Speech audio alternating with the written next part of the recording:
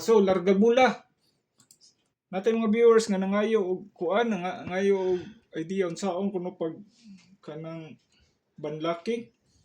So musud ta siyang gi ang kaniyang gi naral lubot sa kuan modem nakasuwat didto 192.168.1.1.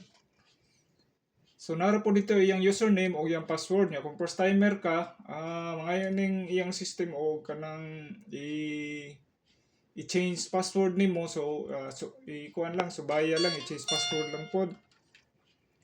So mao ni siya LDT home niya iyang password is LDT home lang gihapon kung di nimo usbon. So mo na ni siya. So mo ni sud guys, mo na yung signal. May device so sa tadiri network kung sa itong makita. Okay, mao ni siya makita dinhi na si internet na si PPOE, pwede siya mag PPOE diri guys. Yung features niya diri Wi-Fi V6 on nimo pwede rin siya mo prepare ni sa 5G kung 5G capable lang imong cellphone. So pwede po ka diri mag sa imong 2.4 pwede ka mag-change og Wi-Fi name, security mode, ilisdan nimo password aron di ka ma-hack. So same sad sa 5G pod. Then sa device so mao na mga connected nimo. Then sa SMS ni siya. Then kani mao na ni siya diri sa settings. So dire kung hinayan ka sa imong internet usap pod ni siya maka kuan po, i-change lang ang channel. So, i-change ang channel sa labi na sa 2.4 kay congested kay like parehaan parehaning kani. So, mo ni ang nature niya Wi-Fi analyzer ni siya. So, kung congested diri daghang connection diri pwede mo balhin ka diri kay aron di ka mo dili kayo traffic, di na congested, ditso na imong browsing kay usam pud na siya magpahinay gud sa kuan sa wifi nimo sa imong internet.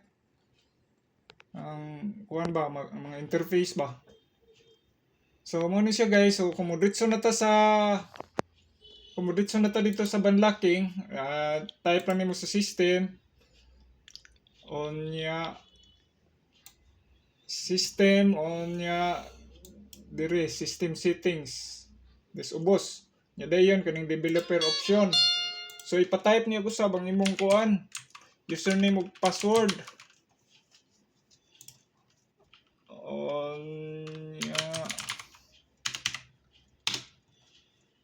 Okay, so dire imong mabantayan nanay ni show up na iyang band selection. So type lang mao na niyang banlaking pili na kadre kung sa ban nga kusog das inyo pwede ra pud ni mo ning kuanon.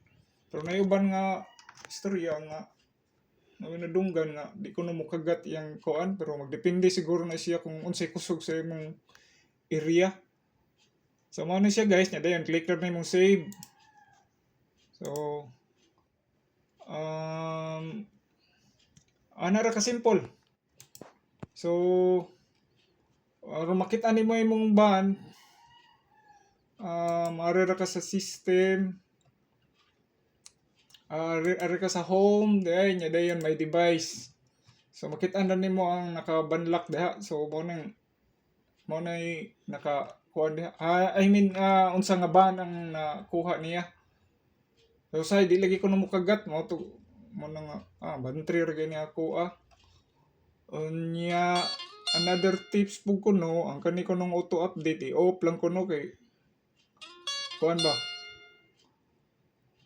basig usahay man ko kasagaran basta na mga update man gud na hindi mo kalikayan na mga bugs bitaw mga kuan di tayo magka bugs nga nang kuan antod ma-stable na siya.